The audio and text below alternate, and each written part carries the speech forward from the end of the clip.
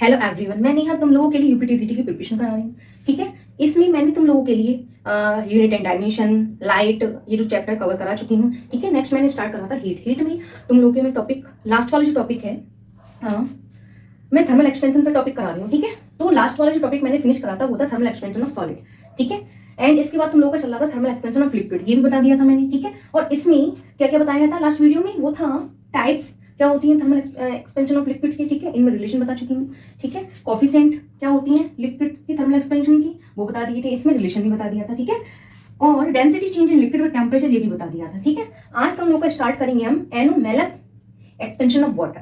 ठीक है, तो ये लिक्विड में ही आएगा तुम्हारा, तो आज इसके बारे में डिस्कस करेंगे, एग्जाम के लिए बहुत ज्यादा इंपॉर्टेंट है। ठीक है, इससे क्वेश्चंस बनते हैं, ध्यान से देखना समझना। ठीक है, और इसके बाद तुम लोगों का होगा थर्मल एक्सपेंशन ऑफ गैसेस, इसको मैं नेक्स्ट वीडियो में कवर कराऊंगी। तो ये तुम्हारे लिए हेल्पफुल रही तो लाइक शेयर एंड सब्सक्राइब करना मेरे चैनल को। ठीक है, ज्यादा देर ना करते हुए स्टार्ट करते हैं। क्या स्टार्ट करते हैं? Anomalous expansion of water. तो मैं इसको रफ कर देती हूँ। अब हम स्टार्ट करते हैं एनोमेलस एक्सपेंशन ऑफ वाटर।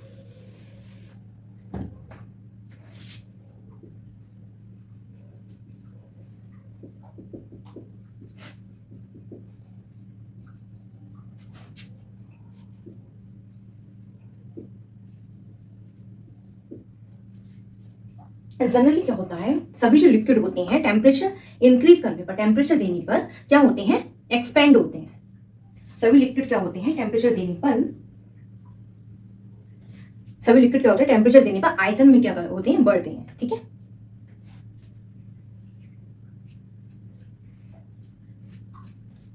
आयतन में बढ़ते हैं। बट अगर हम वाटर की बात करें, टेम्परेचर के साथ इसका रिलेशन देखें तो हम देखते हैं, हम इसका कर्व देख लेते हैं। यहाँ हम टेम्परेचर ले लेते हैं, क्या ले लेते हैं? टेम्परेचर। ठीक है, एंड यहाँ पर ले लेते हैं वॉल्यूम, लिक्विड का दिख रहा है, तो इसका जो कर्व आएगा कुछ इस टाइप से आता है। ठीक है, एंड ये जो पॉइंट होगा ये होगा 4 पर, एंड ये 0 2 4 6 8 10। ठीक है, ये डिग्री सेल्सियस में है टेम्परेचर।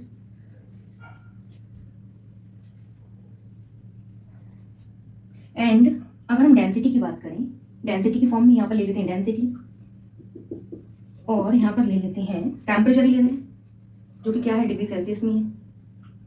ठीक है, तो यहाँ पर आया 2। इसका जो कर्व अगर हम देखते हैं तो वो कुछ इस टाइप से आएगा। ठीक है, तो ये जो पॉइंट होगा ये वाला होगा, ये 4 पर होगा, 2 6 8 10। ठीक है,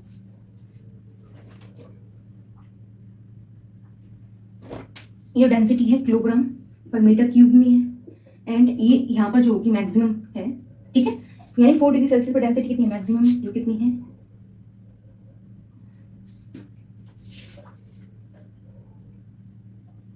ये है 1 × 10⁻³ 1 × 10⁻³ किलोग्राम पर मीटर क्यूब।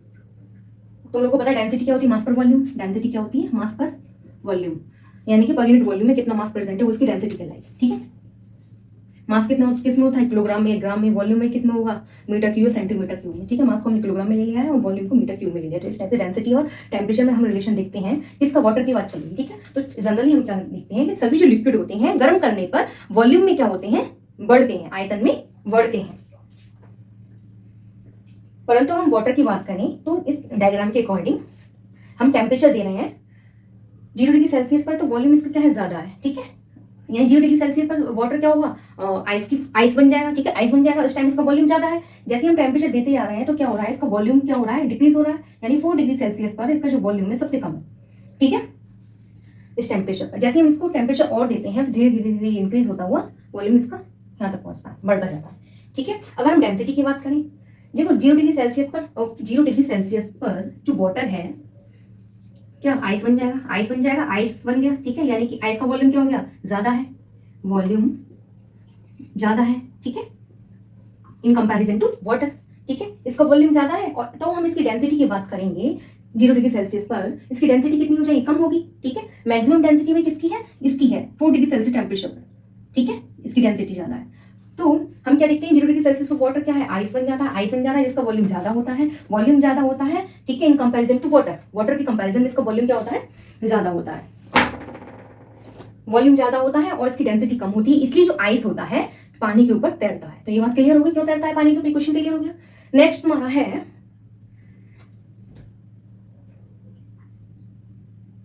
अगर हम इसके एप्लीकेशन देखें, एप्लीकेशन अगर हम देखते हैं तो क्या देखते हैं कि जो ठंडे देश होते हैं, ठंडे देशों में तालाबों के जम जाने पर उसमें जो अंदर मछलियां होती हैं वो नहीं मरती। क्यों नहीं मरती? ठीक है, ठंडे देशों में तालाबों के जम जाने पर उसमें क्या होती है, मछलियां जीवित रहती हैं। क्यों रहती हैं, एक अब इसके बारे में देखेंगे। ठीक है, तो मैं इसको स्क्रीनशॉट ले लो, फिर मैं इसको रफ करूंगी। ठीक है,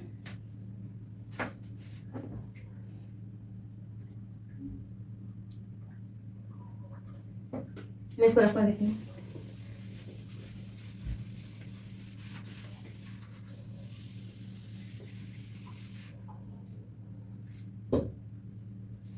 अच्छा, ये जो पहला कर्व मैंने बताया था उसमें क्या क्लियर हुआ था कि 4 डिग्री सेल्सियस पर मैक्सिमम डेंसिटी हमें मिल रही थी। ठीक है, कितनी थी, 1 × 10⁻³ थी। ठीक है, तो ये भी क्वेश्चन बन जाता है वाटर की मतलब इसकी किस टेम्परेचर में मैक्सिमम डेंसिटी है और जो डेंसिटी कितनी है। ठीक है, इस टाइप से। और इसका वॉल्यूम तुमको बता दिया है मैंने, किस टेम्परेचर पर कम होता है, क्यों होता है, सब पता चलेगा। ठीक है,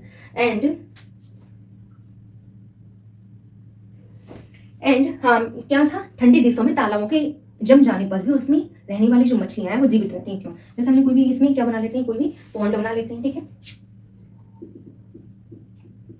ये कोई भी तालाब है। ठीक है, तो देखो ये जम गया है तो यहाँ पर ये मान लीजिए ये लेयर ही जम गई है। ठीक है, तो ये कितनी 0 डिग्री सेल्सियस पर है। ठीक है, यहाँ पर ये जो आइस का जो लेयर बन गई है इसके नीचे क्या होगा, टेम्परेचर 4 डिग्री सेल्सियस है। यहाँ पर क्या फिश है। ठीक है, यहाँ पर फिश है। ठीक है, तो यहाँ पर फिश है। अब देखो जैसे ही क्या होता है यहाँ पर 0 डिग्री सेल्सियस पर क्या हो गया, ये आइस 0 डिग्री सेल्सियस पर वाटर आइस बन गया। ये तो पता है। ठीक है, आइस बन गया तो हमें पता है कि जो आइस होता है हीट का क्या होता है, बेड कंडक्टर होता है। ठीक है, बेड कंडक्टर होता है। बेड कंडक्टर होने से जो हीट है वो क्या करता है, तो जो 4 डिग्री सेल्सियस की जो हीट है उसको बाहर नहीं जाने देता है। इसलिए जो इसका जो टेम्परेचर है 4 डिग्री सेल्सियस ही बना रहता है। 4 डिग्री सेल्सियस ही बना रहता है, जिसकी वजह से जो फिश होती हैं तालाब के अंदर वो जीवित रहती हैं।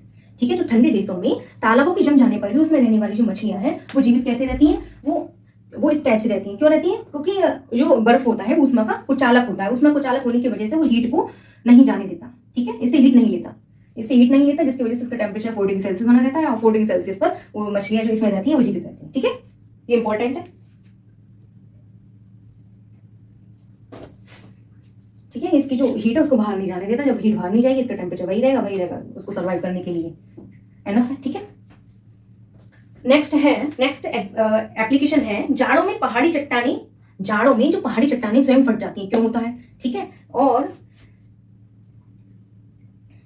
अत्यधिक ठंड में जो जल ले जाते हैं एक नल वो फटे जाते हैं। क्यों होता है ऐसा? ठीक है, और एक एप्लीकेशन और है, वो है पौधों के अंदर जल जम जाने पर उनकी नसें जो होती हैं फट जाती हैं। क्यों होता है? तो ये 3 एप्लीकेशन और है किसकी, एनोमैलस एक्सपेंशन ऑफ वाटर के बेसिस पर। ठीक है, तो क्यों होता है ऐसा?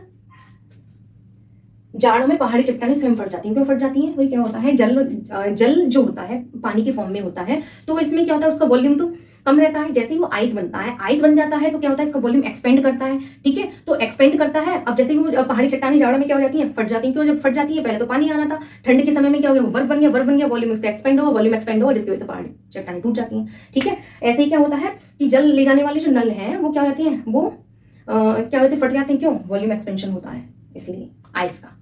ठीक है, और ऐसे क्या हो जाता है, पौधों के अंदर जल जम जाने पर उनकी नसें क्या हो जाती है, फट जाती हैं। क्यों फट जाती हैं? जल जम जाने से वॉल्यूम इसका एक्सपेंड हो जाएगा इसलिए। तो ये इंपॉर्टेंट था। ठीक है, इससे 3, 4, 5 एप्लीकेशन हमने देखी, बहुत इंपॉर्टेंट है। क्या क्या देखी थी? एक तो ये देखा था कि आइस वाटर के ऊपर क्यों तैरता है, उसकी डेंसिटी कम होती है, बिकॉज इसका वॉल्यूम ज्यादा होता है पहला। दूसरा क्या देखा था कि ठंडे देशों में जो तालाब है, तालाब के जम जाने पर भी उसमें रहने वाली जो मछलियां होती हैं या फिश हैं वो क्या हो जाती हैं, वो जीवित रहती हैं। क्यों रहती हैं? क्योंकि बर्फ जो होता है उष्मा कुचालक होता है। उष्मा कुचालक होने से वो जो 4 डिग्री सेल्सियस का जो हीट है, 4 डिग्री सेल्सियस से हीट नहीं लेता, इसका टेम्परेचर यही बना रहता है, इसकी वजह से वो जीवित रहती हैं। और क्या देखा था कि पहाड़ी चट्टानें फट जाती हैं। ठीक है, फट जाती हैं तो बर्फ का वॉल्यूम बढ़ जाता है इसलिए। ठीक है, पानी से बर्फ बनने से उसका वॉल्यूम बढ़ जाता है इसलिए फट जाती हैं। ठीक है, पानी ले जाने वाले पौधों में उसकी नसें फट हो जाती हैं। ठीक है, पौधों में जल जम जाने पर पौधों में जल जम जाने पर क्या होता है, उनकी नसें फट जाती हैं, क्यों फट जाती है, वॉल्यूम एक्सपेंड होता है, ठीक है। ऐसे ही नल ले जाने ठंडी के समय में, जिस ठंड के समय में पानी ले जाने वाली नल क्या होते हैं, वो भी क्या हो जाते हैं, फट जाते हैं, क्यों फट जाते हैं, वॉल्यूम इसका एक्सपेंड हो जाता है। तो ये एप्लीकेशन हमने देख ली और ये तुम लोगों के लिए हेल्पफुल है। लाइक शेयर सब्सक्राइब करना, कुछ प्रॉब्लम तो कमेंट करना, ठीक है। और बस, थैंक्स फॉर वॉचिंग।